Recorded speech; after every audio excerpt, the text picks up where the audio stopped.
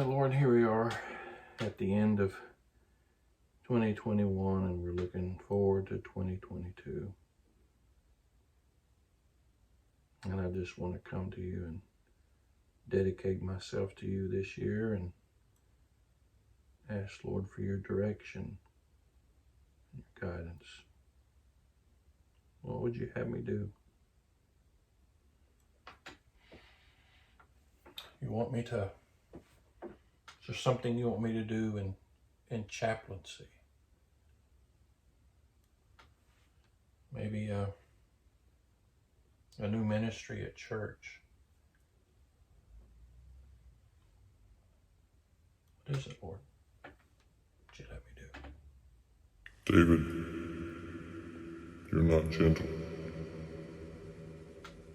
You're often harsh with your words and raise your voice at people. Well, I mean, Lord, you know what kind of family I was raised in. We were always loud, and that's the way we communicated. I'm half German, half Irish. I mean, that's just the way that we were, Lord. It's just my heritage. It was brought up. But Christians don't. I know your family. I know how you were raised. That you're my child. You're to act according to your second birth, not your first. Yes, sir. You're in my family now. So you need to be peaceful and gentle and self-controlled. I understand.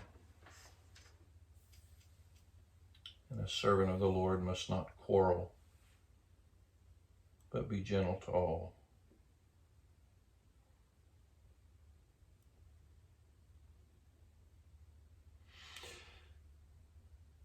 Well, I made a bad mistake. A lot of times when I'm looking at the new year, I'm thinking about what does the Lord want me to do?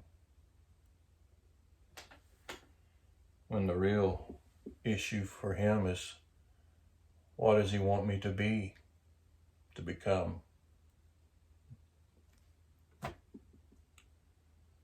And sometimes he has to point out what I'm not and what I should be.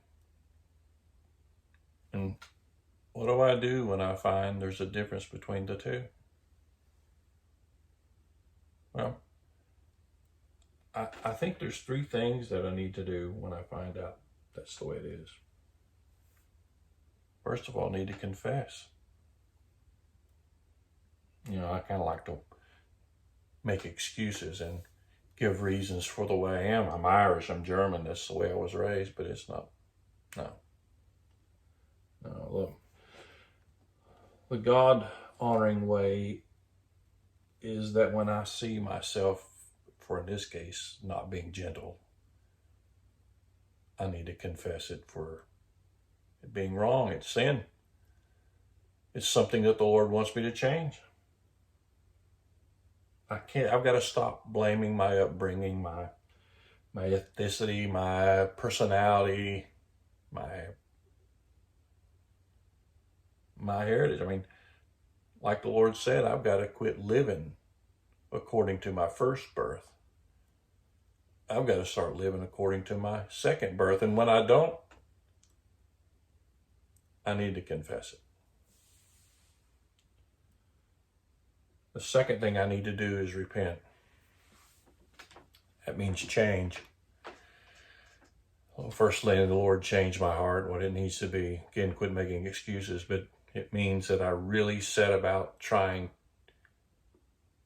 seeing that there's things that need to change and desiring that change and allowing God to do that work in my heart, to do that, to be genuinely convicted and broken over the things in my life that don't belong there.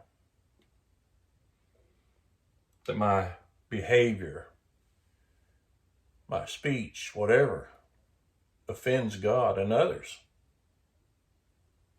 No more excuses. No more blaming, but changing, being transformed. And that comes to the last thing, surrender. You see, I know I'm not gentle. I'm not gentle enough.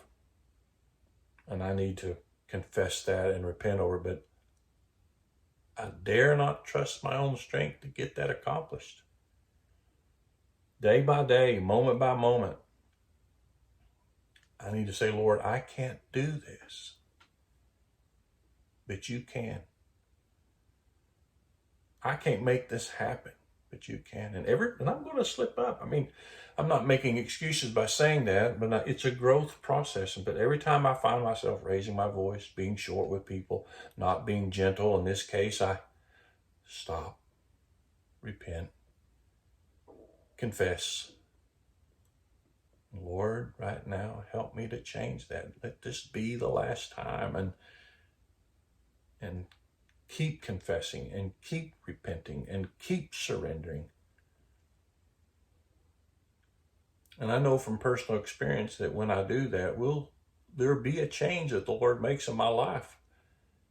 He's got the power and the ability to do it. He just needs my cooperation. So, what is it the Lord wants you to be this year? What do you need to confess, to repent of, and surrender to God for the strength and help and wisdom to overcome it? This is David Copeland. Biblical Bites, and I'm just thinking out loud. Blessings.